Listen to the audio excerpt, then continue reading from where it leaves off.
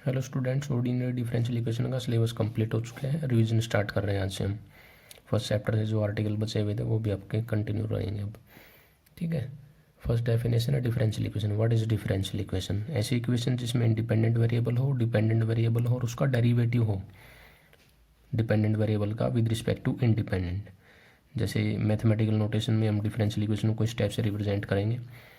X को independent variable मान के चल रहे हैं, वाई को डिपेंडेंट मान के चल रहे हैं, ये इसके डेरिवेटिव्स हैं।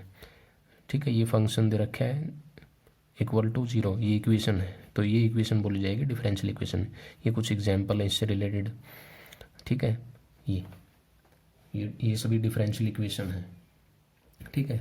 लेकिन यहाँ पे क्या है मेन ध्यान रखने की बात कि एक इंडिपेंडेंट वेरिएबल है, इसमें भी एक इंडिपेंडेंट वेरिएबल है, ये भी इसमें भी एक इंडिपेंडेंट वेरिएबल है, लेकिन इसमें दो इंडिपेंडेंट वेरिएबल हैं एक्स और वाई। ठीक है। जिसमें एक ही इंडिपेंडेंट वेरिएबल होता है ऐसी डिफरेंशियल इक्वेशन बोली जाती है ऑर्डिनरी डिफरेंशियल इक्वेशन। और ऐसी इक्वेशन जिसमें एक से ज़्यादा इंडिपेंडेंट वेरिएबल हो वो बोली जाएगी पार्शियल डिफरेंशियल इक्वेशन, जो आप नेक्स्ट सेम में पढ़ेंगे। पार्शियल डिफरेंशियल इक्वेशन, ये जो टॉपिक आप पढ़ रहे हैं अभी केवल ऑर्डिनरी डिफरेंशियल इक्वेशन का टॉपिक पढ़ रहे हैं। ठीक है। तो आपसे डेफिनेशन पूछ सकता है what is ordinary differential equation. ठीक है।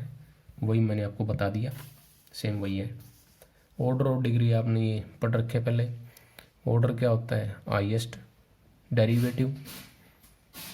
और जो उसकी पावर होती है जब आप फ्रैक्शन को रिमूव कर देते हैं, ठीक है, उसमें से, तो वो डिग्री होती है। जैसे ये इक्वेशन दी है, अब इसमें पावर जो है फ्रैक्शन में थी 4/3, तो इसके लिए इसका क्यूब करना पड़ा। क्यूब करने के बाद ये इक्वेशन आ गई। अब ये इक्वेशन ऐसी है जिसमें हमने फ्रैक्शन को रिमूव कर दिया है।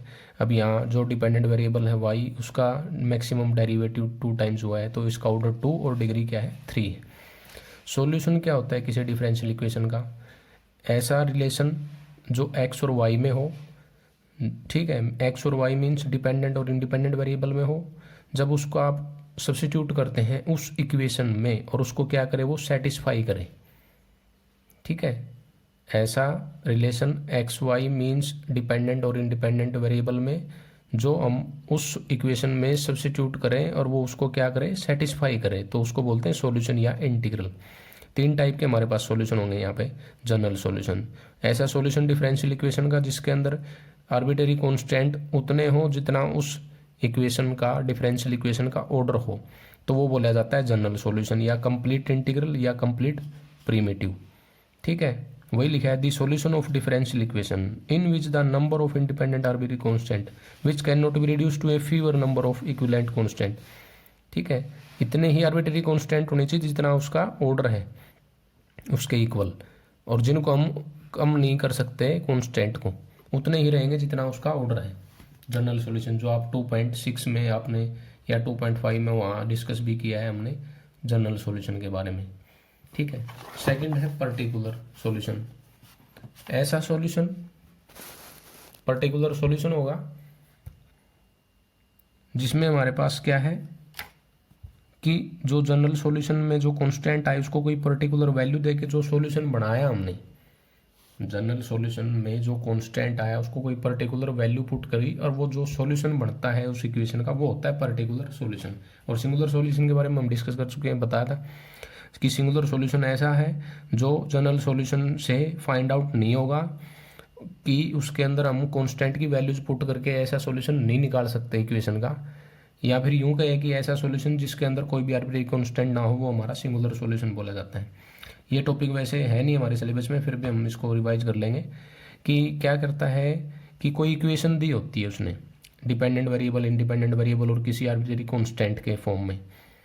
आर्बिट्रेरी कांस्टेंट यहाँ ही दिया, जैसे मान लिया उसने, तो फॉर्म करनी मैंने इक्वेशन बनानी है डिफरेंशियल इक्वेशन, तो उसके लिए मैं क्या करूँगा, जितने कांस्टेंट है उतनी बार उसको मैं डिफरेंशिएट करूँगा।